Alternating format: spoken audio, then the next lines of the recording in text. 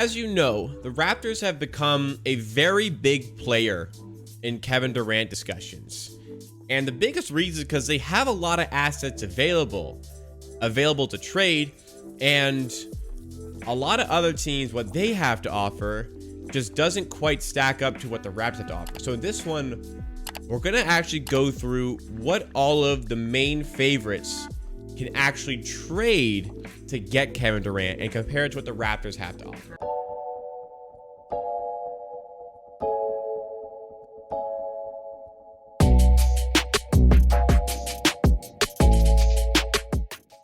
For starters, the betting odds were something that a lot of Raptors fans were looking at because the Raptors started at plus 3,500 on the odds to get Kevin Durant.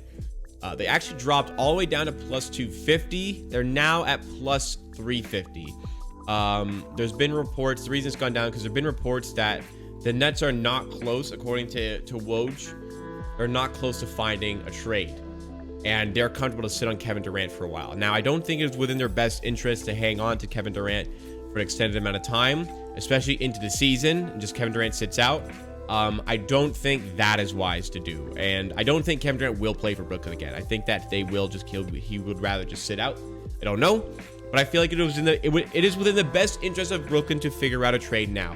I think ultimately what happened, and we'll go through the offers here, is that teams are recognizing that the Nets have a kind of limited amount of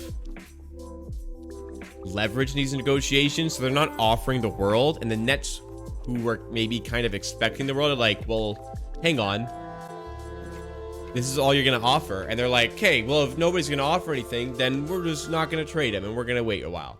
But let's discuss a little bit what every team is gonna offer. I found a thread on Twitter to kind of help us along here. So the Score put this one out, and the favorite to land Kevin Durant is the Phoenix Suns. The Phoenix Suns are the favorites to land Kevin Durant. And to land Kevin Durant, they're going to have to give away DeAndre Ayton, Mikal Bridges, and multiple first-round picks. Now, I think that's a decent offer. That's an offer that Brooklyn might consider accepting at some point. The problem with DeAndre Ayton is that the Suns have a base year compensation for DeAndre Ayton, which means, and I explained this in an amateur sports video, because Phoenix are signing and trading DeAndre Ayton, the salary, technically they will have never paid that extension salary that he is going to get. So it will be unfair to Phoenix to have to take on that amount of money from the extension. So let's say DeAndre Ayton signs for $30 million a year. Brooklyn would have to salary match that $30 million that he's making now, but Phoenix would only have to salary match for 15 million of that. Only half, 50% of that new contract. So it'd be very difficult to salary match in that scenario because Brooklyn are already, I believe, just over the cap, just into the luxury tax. And Phoenix don't want to take on all that extra money unnecessarily. So a third team is likely to have to get involved. Now, people are speculating that the third team may actually just be the Raptors who get DeAndre Ayton. I don't think that's going to happen, but that's a possibility. Ultimately, a decent offer if they can get the mathematics to work in that scenario. Then we shift down to the Raptors. And people are suggesting that the Raptors would trade OG Anunoby and Pascal Siakam along with a 2023 first round pick. Now, I don't know if that would get done. In my opinion, if you're trading Siakam, you probably are not trading anybody else. That's how I would treat these negotiations. I would rather, like I've been thinking about it a lot today, I would trade Gary Trent and OG Anunoby. I don't really want to trade Pascal Siakam. Scotty Barnes is completely off the table. Like, I don't want to trade Pascal Siakam. If that means not getting Kevin Durant, then like this tweet kind of sums up my thoughts. We'll give you OG, Gary, and a ton of picks. Then you're not getting KD. So I'm like, okay. And then they get mad. And honestly, this is very much how Brooklyn Nets fans have been. I'm not going to say all Brooklyn Nets fans because it's not all of them. But people have been in my mentions on Twitter at least, where I'm like, you know, we'll like OG, Gary Trent, plus a like 4 first and 2 pick swaps. Like that could probably get it done. And people are like, this is Kevin Durant. Like this is a different guy. Like you're trying to get him with nothing. You're trying to get dollar store prices on Kevin Durant. And I'm like, okay, like if you don't want it, don't take it. And then somebody else is like you actually think you can get this trade done without giving away Scottie Barnes?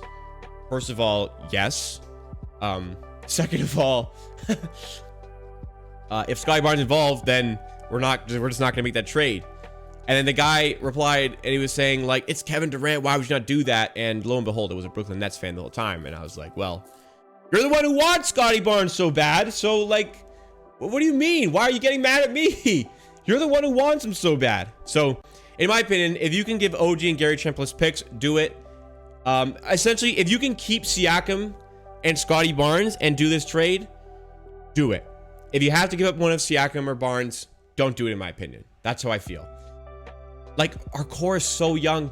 We have time on our side. We don't need to rush into a trade. Be nice, but like we don't have to do it. Next, Miami Heat. Tyler Hero, Duncan Robinson, multiple first-round picks. Now, this is a bad offer. Tyler Hero and Duncan Robinson. Duncan Robinson got benched in the playoffs. Okay? That's not a good offer. Miami can't offer Bam Adebayo because there's a rule in the NBA, a weird rule, where rookie extensions, 5-year max contracts, you can't trade for 2 of those and have them on your team. So Ben Simmons, who's on that contract, they traded for him last year, on their team. Bam Adebayo, on that contract, they cannot trade for him and have him on their team. You can sign a guy, sign one of your rookie, like one of your players to that rookie extension, and then trade for another one, but you cannot trade for 2 of them. So if the Nets wanted to get Bam Adebayo or, you know, involve Bam Adebayo in the trade, there'd have to be at least a 3rd team involved. Next one up is the Golden State Warriors. Now, this is just absolute dog shit.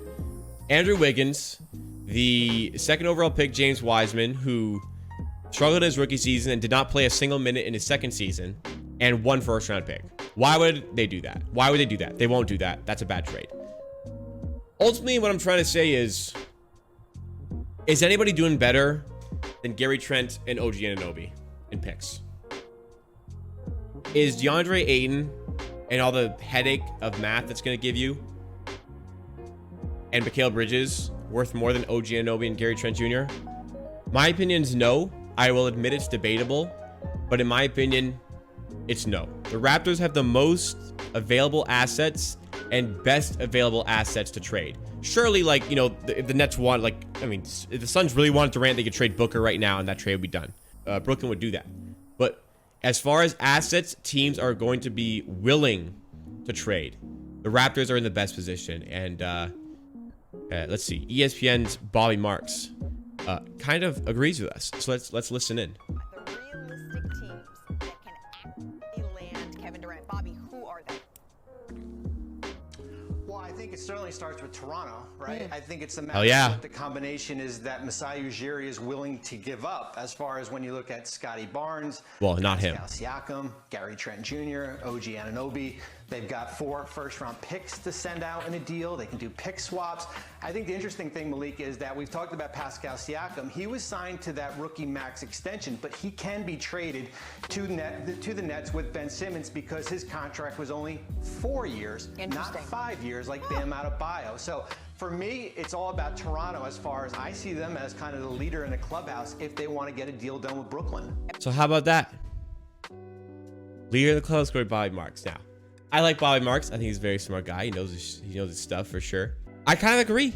If the Raptors wanted to do this trade, they could do it. Like right now. I mean, they'd have to offer Siakam. I really can't see the Nets turning down an offer with Siakam.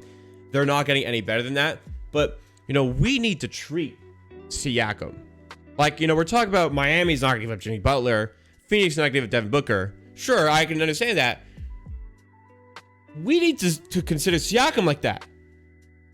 We need to treat Siakam like, well, hang on. If we're getting Kevin Durant, the point is he's playing with Siakam, one of the best second options in the league, according to everybody. Well, now we can do that to Kevin Durant. So if we have to trade him and we have to trade Scotty Barnes, I don't want to do it. And I am very comfortable to sit on the assets that the Raptors have in order to not do that. We're good. We're young. We don't need to rush. Everything is fine if we don't trade for Kevin Durant. Scotty Barnes is 20, isn't he? 21. Time is on our side. We don't need to rush. If you can trade anything but Barnes and Siakam, go get Kevin Durant. Let's go win a championship. If not, respectfully decline. But the Raptors are in the best position to make it happen, I believe, and I'm very much growing confidence in this statement.